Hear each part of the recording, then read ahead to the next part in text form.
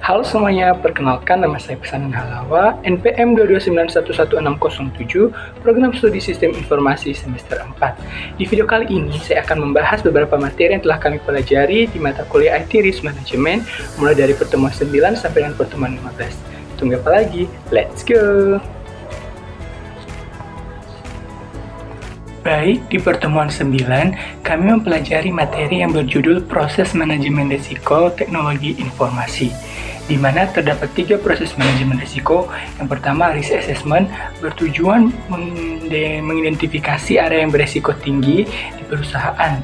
Terdapat juga 3 tahapan dalam proses ini, yakni penetapan konteks, identifikasi risiko dan penyebabnya, serta analisis risiko dan dampak kemungkinan terjadinya risiko.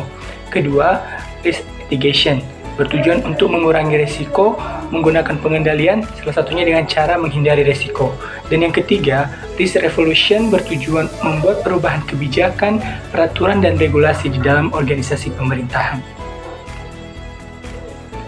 Di pertemuan 10 kami mempelajari materi yang berjudul Framework IT Risk Management, di mana framework ini adalah sebuah template dan pedoman yang digunakan oleh perusahaan untuk mengidentifikasi, menghilangkan, dan meminimalkan risiko. Framework ini sangat penting di dalam sebuah perusahaan, dijadikan sebagai kerangka untuk mengetahui, menganalisis, serta mengendalikan risiko, dengan tujuan untuk memperoleh efektivitas dan efisiensi yang lebih tinggi. Di pertemuan 11, kami mempelajari penerapan IT Risk Management Teknologi Informasi, di mana terdapat analisis kebutuhan teknologi informasi seperti menentukan prioritas, analisa gap, dan peta perjalanan. Selanjutnya ada alat analisis pemanfaatan teknologi informasi seperti analisis SWOT, benchmarking, analisis biaya manfaat, dan analisis risiko.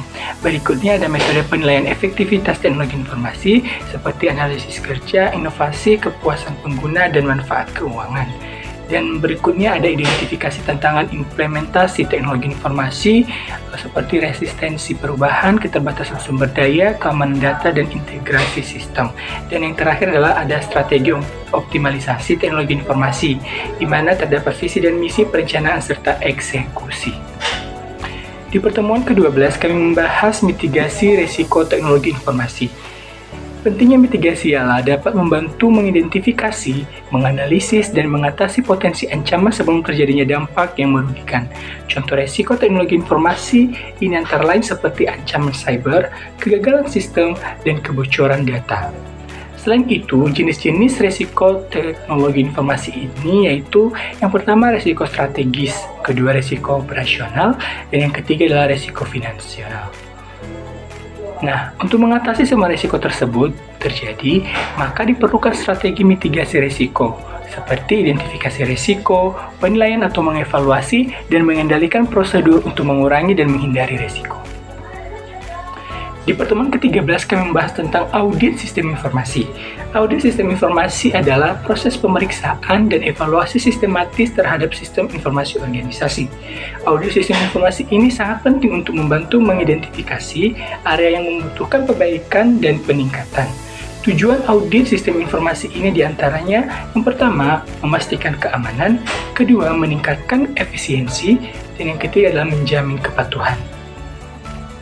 Di pertemuan ke-14, kami membahas tentang risiko keamanan data. Ada beberapa risiko dalam keamanan data, yaitu yang pertama, kehilangan data, kedua, gangguan operasional, ketiga, kerusakan reputasi, keempat, denda dan hukuman. Ancaman dalam keamanan data ini seperti malware, ancaman internal, kebocoran data, dan ransomware. Untuk menghindari itu terjadi, maka perlu pencegahan seperti backup rutin, enkripsi data, dan autentikasi yang ketat. Nah, di pertemuan ke-15 atau pertemuan yang terakhir, kami membahas tentang IT Disaster Recovery Center atau yang disingkat dengan DRC. Pemulihan data teknologi informasi adalah proses yang dilakukan untuk memulihkan dan mengembalikan semua data yang telah hilang ataupun rusak akibat berbagai faktor, seperti misalnya kerusakan perangkat keras, kesalahan manusia, dan faktor bencana alam. Strategi di dalam pemulihan data ini diantaranya seperti yang pertama, melakukan cadangan rutin, kedua, pemantauan sistem, ketiga, perencanaan darurat, dan yang terakhir atau yang keempat adalah pengujian berkala.